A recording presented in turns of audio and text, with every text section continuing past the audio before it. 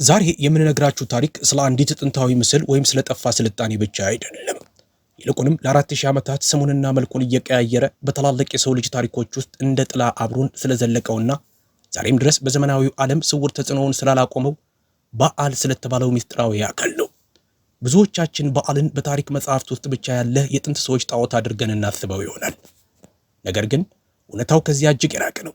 ከጥንታዊቷ ሜሶፖታሚያ የሸክላ ጽላቶች እስከ ካርቴጅ አሰቃቂ የደም መስዋዕቶች፣ ከሮማውያን ቤተ መቅደሶች እስከ መካከለኛው ዘመን ድብቅ የአስማት መጽሐፍት ድረስ ይህ አካል በሰው ልጅ ስልጣኔ ውስጥ ሳይጠፋ እንዴት ሊቆይ ቻለ? የሚገርመው ደግሞ ዛሬ በሰለጠነው በ21ኛው ክፍለ ዘመን እንኳን በታላላቅ ከተሞች አደባባዮች ላይ የሚቆሙ ምስሎች፣ በፊልሞችና በሙዚቃ ኢንዱስትሪዎች ውስጥ የሚታዩ ምልክቶችና በድብቅ የሚከናወኑ ስነ ስርዓቶች የዚህን ጥንታዊ አጀንዳ ቀጣይነት ያሳያሉ። አላህ በቁርአን ውስጥ በዓልን ትጠራላችሁን? የፈጣሪዎችን ሁሉ በላጭ አላህን ትተዋላችሁን? በማለት የጠየቀው ጥያቄ ለዛሬው ዘመናዊ ትውልድም ጭምር ነው። ሰው ሰራሽ የሆኑ ኃይላትን እንደ አምላክ መከተል፣ ለቁስ አካል መስገድና እውነተኛውን መለኮታዊ መንገድ መተው በዘመናችን እንዴት መልኩን ቀይሮ መጣ? ይህ አካል በእውነቱ ማን ነው? ተራ የድንጋይ ጣዖት ወይስ ከጥንት ጀምሮ ሰውን ለማጥፋት የቆረጠ ኃይለኛ የጂን ወገን? በዚህ ቪዲዮ የበዓልን ስውር ታሪክ ከጥንት እስከ ዛሬ ያለውን ሰንሰለት እንበጣጥሳለን። ከሊባኖስ በአልቤክ ፍርስራሾች ጀርባ ያለውን አስደንጋጭ ሚስጥርና የነብዩ ኢልያስን አለይሂ ሰላም ታላቅ ተጋድሎ እናያለን። ይህን ቪዲዮ እስከ መጨረሻው ካያችሁ በኋላ በአካባቢያችሁ የምታዩትን ዓለም የምትመለከቱበት አይን ለዘላለም ይለወጣል። ወደዚሁ ድብቅና አስገራሚ ጉዞ አብረን እንለፍ። ውድ ተመልካቾቻችን፣ ታሪኩን ከመጀመራችን በፊት አንድ ጥያቄ አለን። በዘመናዊው ዓለም ውስጥ በዓልን ወይም መሰል ጥንታዊ አምልኮዎችን የሚወክሉ ምልክቶችን አይታችሁ ታውቃላችሁ? ለምሳሌ በፊልሞች ወይም በተለያዩ ድርጅቶች አርማዎች ላይ ያያችሁትን ወይም የሚሰማችሁን በኮሜንት መስጫው ላይ ያጋሩን። እንዲሁም ይህን ቪዲዮ ከየትኛው የዓለም ክፍል እየተከታተላችሁን እንደሆነ ንገሩን።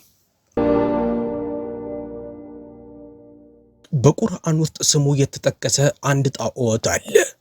ይህ ጣዖት አምልኮቱ ከነቢዩ ሙሳ አለይሂ ሰላም ዘመን ቀድሞ የነበረ እጅግ ጥንታዊ ነው። ይህ ጣዖት ስርጭቱ በጣም ሰፊ ከመሆኑ የተነሳ ፈለጎቹ በሜሶፖታሚያ፣ በግብፅ፣ በከነአን፣ በፊንቄ፣ በካርቴጅ፣ በግሪክ፣ በሮም፣ በአረቢያና በዘመናዊው ዓለም ድብቅ የጥንቆላ ስርዓቶች ውስጥ ሳይቀር ይገኛሉ። አላህ ሱብሓነሁ ወተዓላ በስም የለየው ጣዖት ነው። ስሙም በዓል ይባላል። በዓልን ትጠራላችሁን? የፈጣሪዎችን ሁሉ በላጭ አላህን ጌታችሁንና የቀድሞ አባቶቻችሁን ጌታ ትተዋላችሁን? ይላል በቁርአን በሱራ አልሶፉፋት ላይ። በዓል የሚለው ስም ፕሮቶ ሴማዊ ከሚባለው የቋንቋ ዘር የተገኘ ሲሆን ትርጉሙም በቀላሉ ባለቤት፣ ባለስልጣን ወይም ጌታ ማለት ነው። በመጀመሪያው አጠቃቀሙ የግል ስም ሳይሆን ለታላላቅ ሰዎች የሚሰጥ የማዕረግ ስም ነበር። ሆኖም በጊዜ ሂደት ይህ ማዕረግ በጥንታዊው የሌቫንት አካባቢ ከነበሩት ታዋቂ አማልክት አንዱ ጋር ተያያዘ። በከነአናውያንና በፊንቄያውያን የሃይማኖት ዓለም ውስጥ በዓል የዝናብና የነጎድጓድ አምላክ ሆኖ ብቅ አለ። ዝናብን የሚያመጣ፣ መሬትን የሚያለመልም፣ ሰላማዊ ያልሆነውን ባህር የሚያሸንፍና እንደ አማልክት ንጉሥ ሆኖ ስልጣኑን የሚያጸና ተደርጎ ይታመን ነበር። ነገር ግን በዓል በአንድ መልክ ብቻ የተወሰነ አልነበረም። አምልኮቱ ወደ ተለያዩ ክልሎችና ባህሎች ሲሰራጭ ማንነቱ ከአካባቢው ወጎች ጋር ይላመድ ነበር። በፍልስጤም የኤክሮን ከተማ በዓል ዘቡብ ሆኖ ተገለጠ። ይህም በመጽሐፍ ቅዱሳዊው ትውፊት ውስጥ እጅግ በአሉታዊ መልኩ የሚጠቀስ ስም ነው። በሞዓባውያን ዘንድ ደግሞ ከፒዮር ተራራ ጋር ተያይዞ በዓል ፒዮር በሚል ይታወቃል። በካርቴጅ በዓል ሐሞን ተብሎ ይመለክ ነበረ። በሰሜናዊ ላቫንት ደግሞ በተቀደሰው ተራራ ላይ ይኖራል ተብሎ ስለሚታመን ከዛፎን ተራራ ጋር ተያይዞ በዓል ሳቮን ተብሎ ይጠራ ነበር። በታላቋ የፊንቄ ከተማ ጢሮስ ደግሞ ከከተማዋ ማንነትና ብልጽግና ጋር የተቆራኘ የጥበቃ ንጉሥ ተደርጎ በዓል መልቃርት በሚል ስም ተመለከ። ስሞቹ ቢለዋወጡ፣ ገጽታዎቹ ቢባዙ፣ የአምልኮ ስርዓቶቹም ቢቀያየሩም ዋናው ማንነቱ ግን ያው ነው። እንደ ኤሮፓውያን አቆጣጠር በ1928 በዘመናዊቷ ሶሪያ የባህር ዳርቻ ራስ ሻምራህ በሚባል ቦታ አንድ ያልተጠበቀ ግኝት ተከሰተ። አንድ የአካባቢው ገበሬ መሬቱን ሲያርስ ድንገት አንድ ትልቅ ድንጋይ መታ። ከድንጋዩ በታች ጥንታዊ መቃብር ተገኘ። ይህ ቀላል የሚመስል አጋጣሚ ወደ ትልቅ ግኝት አመራ። እርሱም በ1500 እና በ1200 ዓመተ ዓለም መካከል የበለጸገች የህይወት ማዕከል የነበረችው የጠፋችው የኡጋሪት ከተማ መገኘት ነበር። በፈረንሳዊው አርኪኦሎጂስት ክላውድ ሻፈር መሪነት በተደረገ ቁፋሮ በሺዎች የሚቆጠሩ የሸክላ ጽሑፎች ተገኙ። እነዚህ ጽሑፎች ቀደም ሲል ማንም አይቷቸው በማያውቀው ልዩ የኩኒፎርም ስክሪፕት የተጻፉ ነበሩ። እነዚህ የኡጋሪት ጽሑፎች ተብለው የሚታወቁት ሰነዶች የበዓል ዑደት ወይም የበዓል ታላላቅ ታሪኮች በመባል የሚታወቁ አስደናቂ ስብስቦችን ይዘዋል። ይህ በዘመናዊ ታሪክ ውስጥ ለመጀመሪያ ጊዜ የበዓል ዓላማና ባህሪ በአምላኪዎቹ እይታ የተረዳበት አጋጣሚ ነበር። የኡጋሪት የበዓል ዑደት በዓል እንዴት የአማልክት ንጉሥ ሆኖ እንደተነሳ የሚተርኩ ጥንታዊ ጽሑፎች ስብስብ ነው። እነዚህ ጽሑፎች በዓል ከሌሎች አማልክት ጋር ያደረገውን ትግል ይገልጻሉ። አንደኛው ማዕከላዊ ታሪክ በዓል የባህርና የግርግር አምላክ ከሆነው ከያም ጋር ያደረገውን ጦርነት ይተርካል። በዓል ያምን በማሸነፍ በግርግር ላይ ስርዓትን የሚያሰፍር ኃይል ሆኖ ራሱን አቆመ። ለጥንታዊ ነጋዴዎችና ገበሬዎች በዓል አጥፊ የሆኑ ተፈጥሯዊ ኃይሎችን የሚገታ አምላክ ተደርጎ ይታይ ነበር። በዓል ድል ቢቀናውም የሚገባው አይነት ቤተ መቅደስ እንደሌለው በማዘን አማረረ። በዚህም ምክንያት ሌሎች አማልክት በዛፎን ተራራ ላይ ታላቅ ቤተ መንግስት ገነቡለት። ይህ የበዓል ቤት በኡጋሪት በስፋት ይመለክባቸው የነበሩ ቤተ መቅደሶች እንደሚታዩት ሁሉ እውነተኛውን የጥንት ሃይማኖታዊ የሥነ ሕንፃ ጥበብ የሚያንጸባርቅ ነው። በታሪኩ ዑደት ውስጥ ሌላኛው ትልቅ ተዋናይ በዓልን የሚሞግተው ሞት ነው። ሞት እንደሚከራከረው በዓል የዝናብና የሕይወት አምላክ እንደመሆኑ መጠን የደረቅ ወቅትን ለሚያመለክተው ለሞት የግድ እጅ መስጠት አለበት። በዚህም ምክንያት በዓል ወደ የታችኛው ዓለም ወይም አንደርወርልድ እንዲወርድ ይገደዳል። በውጤቱም ምድር መካን ትሆናለች፣ በድርቅም ትመታለች። ለዚህም ምላሽ የበዓል እህት አናት ጣልቃ ትገባለች። ሞትን ድል በማድረግ እንደ እህል ትፈጨዋለች፣ ቀሪ አካሉንም በየመስኩ ትበትነዋለች። ከዚህ በኋላ በዓል ወደ ሕይወት ይመለሳል። ዝናቡም ዳግም መዝነብ ይጀምራል። ይህ የሞትና የትንሣኤ ዑደት የበዓል አምልኮ ማዕከል ነው። ይህም በጥንታዊ መካከለኛው ምስራቅ የነበረውን የግብርና ዑደት የሚያንጸባርቅ ነው። ዝናብ ሲመጣ በዓል በሕይወት እንዳለ ይቆጠራል። ድርቅ ሲከሰት ደግሞ እንደሞተ ወይም እንደተኛ ይታመናል። ይህ የእምነት ሥርዓት በኋላ ላይ ለነቢዩ ኢልያስ ዓለይሂ ሰላም ተግዳሮት ጠቃሚ መነሻ ይሆናል። ዝናብም ሆነ ጠል በአላህ ትእዛዝ እንጂ አይወርድም በማለት ሲያውጁ በዓል የተፈጥሮ ኃይላትን ይቆጣጠራል የሚለውን የበዓል አምልኮ ማዕከላዊ የሐሰት ጥያቄ በቀጥታ ተጋፍተዋል። በመጽሐፍ ቅዱስ ኤልያስ ተብሎ የሚታወቀው ነቢዩ ኢልያስ ከእስራኤል ልጆች ታላላቅ ነቢያት አንዱ ነበረ። ቁርአን በሱረቱል አልአንዓም ውስጥ ከጻድቃን ነቢያት ዝርዝር ጋርና በሱረቱል አልሶፉፋት ውስጥ ከበዓል ጋር ስላደረገው ግብግብ 2 ጊዜ ይጠቅሰዋል። እርሱም በግምት ከ875 እስከ 850 ዓመተ ዓለም መካከል የኖረ ሲሆን ይህም ታሪኩ ከ2800 ዓመታት በላይ ዕድሜ እንዳለው ያሳያል። የተላከውም ዋና ከተማዋ ሰማሪያ ለነበረችው ለሰሜናዊው የእስራኤል መንግሥት ሲሆን የተላከባቸውም ሕዝቦች በዓልን አምላካቸው አድርገው ይይዙ ነበር።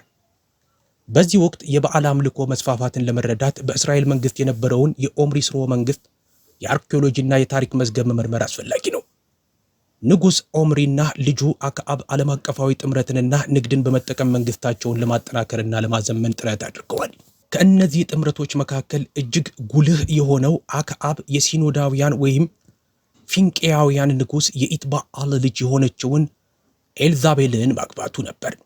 ኢትባዓል የሚባል ስም ትርጉም በቀጥታ በዓል ከእርሱ ጋር ነው ወይም የበዓል ሰው ማለት ነው። ኢትባዓል የሚለው ስም ትርጉም በቀጥታ በዓል ከእርሱ ጋር ነው ወይም የበዓል ሰው ማለት ነው። ኤልዛቤል ተራ ንግሥት ብቻ አልነበራትም። እርሷ የፊንቃውያን እምነት ቀናተኛ ሰባኪ ነበረች። በሰሜናዊው መንግሥት ዋና ከተማ በሰማሪያ የተደረገው ቁፋሮ የአክዓብን የዝሆን ጥርስ ቤት ያሳየ ሲሆን ይህም የታሪክ ዘገባዎች ከሚገልጹት የቅንጦት ደረጃና የፊንቃውያን ጥበብ ተጽዕኖ ጋር ይጣጣማል። ከዚህ በላይ ደግሞ ኤልዛቤል በሰማሪያ ትልቅ የበዓል ቤት እንዲገነባ የተቆጣጠረች ሲሆን በመንግስት ወጪ 450 የበዓል ካህናትንና 400 የኤሻራ ካህናትን የሚደግፍ ሰፊ የሃይማኖት ተቋም አቋቁማ ነበረ። ይህ የነቢያትን ሸሪዓዊ ሕግ በጢሮስና በሲዶና የአረማውያን ስርዓት ለመተካት የተደረገ ስልታዊ ጥረት ነበር። የዚህ ዓላማ በሃይማኖታዊ ውህደት አማካኝነት ፖለቲካዊ ቁጥጥርን ማግኘት ነበር። የበዓል አምልኮን በማስፋፋት ገዢው መደብ በዓል እንደ ዋና አምላክ ተቀባይነት ካላቸው የሜዲትራኒያን የንግድ ማህበረሰቦች ጋር በቀላሉ እንዲገናኝ አድርጓል። ከዚህም በላይ የበዓል አምልኮ ገና በነቢዩ ሙሳ ዓለይሂ ሰላም ዘመን በእስራኤላውያን ዘንድ ሰርጾ ነበረ። ታዋቂው የወርቅ ጥጃ የሳምራዊው ጣዖት ክስተት የበዓል አምልኮ ቀጥተኛ ምልክት ነው። በሬ የበዓል የተቀደሰ እንስሳ ነበረ። ሳምራዊው የወርቅ ጥጃን ሲሰራና እስራኤላውያን ሲያመልኩት አዲስ ነገር አልፈጠሩም። ይልቁንም በግብፅና በሌቫንት በቆዩባቸው ዓመታት ሲያውቁት ወደ ነበረው የከነዓናውያን አምላክ ነው የተመለሱት። ነቢዩ ኢልያስ አለይሂ ሰላም እንዲፈታው የተላከበት ሁኔታ የሰሜናዊው የእስራኤል መንግስት የደረሰበት እጅግ የከፋ ደረጃ ነበር። በተውራት በኩል ቀጥተኛ መገለጥን የተቀበሉ ከነቢያት የተወለዱት የእስራኤል ልጆች አሁን ለበዓል ዕጣን ያጥኑ፣ በመሠዊያው ላይ እንስሳትን ያርዱ፣ የአምልኮ ስርዓቱን ይፈጽሙ፣ አልፎ ተርፎም በአምልኮ ቦታዎቹ ላይ የገዛ ልጆቻቸውን መስዋዕት ያደርጉ ነበር። አላህ ሱብሓነሁ ወተዓላ ነቢዩ ኢልያስ አለይሂ ሰላምን የላከው ወደዚህ አይነት አካባቢ ነበረ። ጥንታዊ ሊቃውንት እንደሚናገሩት ነቢዩ ኢልያስ የተላከው በዘመናዊቷ ሊባኖስ ለምትገኘው በአልቤክ ለምትባል ከተማ ነው። እንደ ኢብኑ ካሲር ገለጻ በዓል 4 ፊት ያለውና በግምት 20 ክንድ ወይም 30 ጫማ ቁመት ያለው ግዙፍ የወርቅ ጣዖት ነበረ። ይህም ጣዖት ዋነኛ የሐጅ ማዕከል ሆኖ በምታገለግለው በበዓልቤክ ከተማ ውስጥ ይገኝ ነበረ። ከተማዋ በሙሉ በስሙ ተሰይማ ነበረ።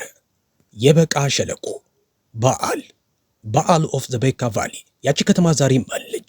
በሊባኖስ በአልቤክ የሚገኘው የበዓል ቤተ መቅደስ ፍርስራሽ ዛሬም በዓለም ላይ ካሉ አስደናቂ የአርኪኦሎጂ ስፍራዎች አንዱ ነው። ይህም ቁርአን የሚገልጸውን ሁሉ በአካል የሚመሰክር ቁሞ ያለ ምስክር ነው። ነቢዩ ኢልያስ አለይሂ ሰላም ህዝቦቻቸውን በመጋፈጥ ከበዓል አምልኮ እንዲርቁና ወደ አላህ አምልኮ እንዲመለሱ ጥሪ ያቀረቡ። ሆኖም ግን መልእክቱን ውድቅ በማድረግ በሐሰተኛ እምነታቸው ቀጠሉ። ለዚህ ምላሽ ዝናቡ እንዲቆም ወደ አላህ ልባዊ ጸሎት አደረጉ። ህዝቡ በዓል የዝናብ ጌታ ነው ብሎ ያምን ስለነበረ ነቢዩ ኢልያስ ጣዖቱን በገዛ ግዛቱ ላይ ተገዳደሩት። ለ3 ዓመት ተኩል ያህል አንዲት ጠብታ ዝናብ አልወረደም። በዚህም የበዓል አጀንዳ የሐሰት መሆኑ ተጋለጠ። በዓል የዝናብና የነጎድጓድ ጌታ ከሆነ አምላኪዎቹን ከረሃብ ለማዳን አንዲት ደመና ማምጣት ለምን ተሳነው?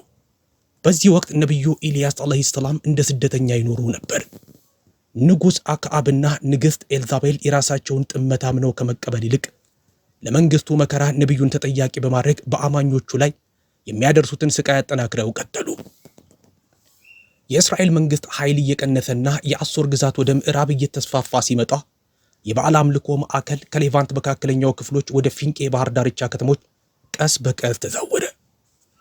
ፊንቄያውያን ግንባር ቀደም የባህር ነጋዴዎች ስለነበሩ በሜዲትራኒያን ባህር ዙሪያ ሰፊ የቅኝ ግዛት መረብ ዘርግተው ነበር።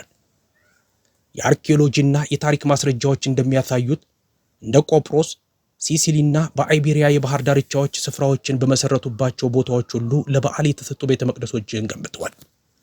በጢሮስ ከተማ በዓል መልቃርት በሚል ስም ይመለክ ነበረ። በፊንቃውያን ይዞታዎች የተገኙ ጽሑፎችና የቤተ መቅደስ ፍርስራሾች እንደሚያሳዩት የእርሱ አምልኮ ከከተሞችና ከንግድ ማዕከላት ጋር የጠበቀ ግንኙነት ነበረው። ይህ ለውጥ ሰፋ ያለ የታሪክ እድገትን ያሳያል። የበዓል አምልኮ ከፊንቃውያን የንግድና የፖለቲካ መዋቅር ጋር ተዋሃደ። ነቢዩ ኢልያስ አለይሂ ሰላም በሌቫንት ከካህናቱ ጋር ይጋደሉ በነበረበት በ9ኛው ክፍለ ዘመን ዓመተ ዓለም አካባቢ በዘመናዊቷ ቱኒዚያ የካርቴጅ ከተማ ተመሰረተች።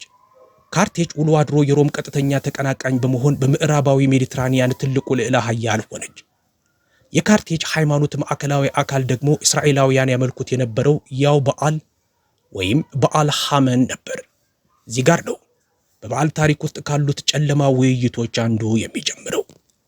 ካርቴጅ የሮም ዋነኛ ተቀናቃኝ ስለነበረች ብዙ የሮም ጸሐፍት ካርቴጃውያን በሃይማኖታዊ ስርዓቶቻቸው የገዛ ልጆቻቸውን መስዋዕት ያደርጋሉ ሲሉ ይከሷቸው ነበር። ለረጅም ጊዜ ዘመናዊ የታሪክ ተመራማሪዎች እነዚህን ወቀሳዎች ጠላትን ጨካኝና ያልሰለጠነ ለማስመሰል የተፈጠሩ የተጋነኑ የታሪክ ፕሮፓጋንዳዎች አድርገው ይቆጥሩት ነበር። ሆኖም ግን የአርኪኦሎጂ ግኝቶች ይህንን ውይይት በከፍተኛ ሁኔታ ቀይረውታል። በካርቴጅና በሌሎቹ የፊንቃውያን ቦታዎች የተደረጉ ቁፋሮዎች ቶፌት በመባል የሚታወቁ ከመደበኛ መቃብሮች የተለዩ ቦታዎችን አግኝተዋል። እዚያም የተቃጠሉ የህፃናት አመድ የያዙ በሺዎች የሚቆጠሩ የሸክላ ማሰሮዎች ተገኝተዋል። ከ2000 በላይ በሆኑ የመቃብር ድንጋዮች ላይ የተደረጉ ጥናቶች እንደሚያሳዩት እነዚህ የቀብር ስነ ስርዓቶች ለበዓል ሐመን ለተባለው አማልክት ከሚቀርቡ የመስዋዕት ስርዓት ጋር የተያያዙ ነበሩ። በመቃብር ድንጋዮቹ ላይ ድምፄን ሰምቶ ስለባረከኝ ለጌታ በዓል ሐመንና ለንግሥት ታኒት ይሁን የሚሉ ጽሑፎች ይገኙባቸዋል። በካርቴጅ በተዛባው አስተምሮ መሰረት በዓል ሐመን ለመንግስቱ ህልውና ሲባል እጅግ ውድ የሆነውን የሰው ልጅ ሀብት የሚጠይቅ አምላክ ነበር። ይህ የደም ውል ነበር። ከተማዋ በጠላት ስትወረር ወይም ትልቅ ውለታ ሲፈለግ የካርቴጅ ባላባት ቤተሰቦች የበኩር ልጆቻቸውን መስዋዕት ያቀርቡ ነበር። ይህ የሰው ልጅ የጥመት ጫፍና የተፈጥሮ ስሜት ፍጹም መገለባበጥ ነው። የበዓል የታሪክ እድገት አንዱ ጉልህ ገጽታ ማንነቱ ከተለያዩ ባህሎች ጋር በቀላሉ መላመዱ ነው።